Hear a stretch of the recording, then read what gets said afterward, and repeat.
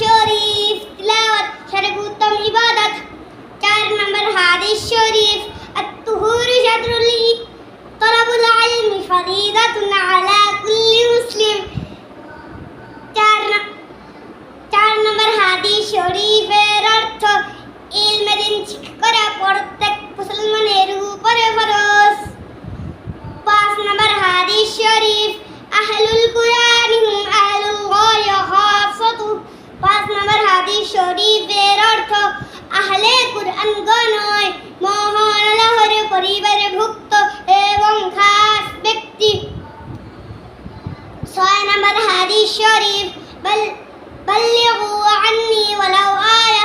6 নম্বর হাদিস শরীফের অর্থ আমার পক্ষ হইতে একটি বাক্য হলেও পৌঁছাইয়া দাও। 7 নম্বর হাদিস শরীফ মাজলিসু ফিকহিন খায়রুম মিন ইবাদাতি 60 সানা।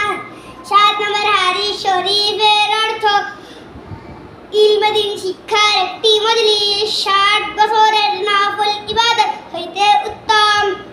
8 নম্বর হাদিস শরীফ ফাকিহু ওয়াহিদুন আসাদু আলা শাইতান মিন আলফ আবিদ। 8 নম্বর হাদিস শরীফের অর্থ একজন আলিম শয়তানের বিপক্ষে 1000 দরবেশ আবেদের চেয়েও ভয়ঙ্কর। 9 নম্বর হাদিস শরীফ আল হায়াউ শু'বাতুম মিনাল ঈমান।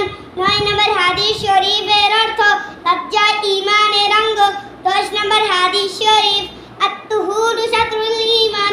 10 নম্বর হাদিস শরীফের অর্থ পবিত্রতা ঈমানের অঙ্গ।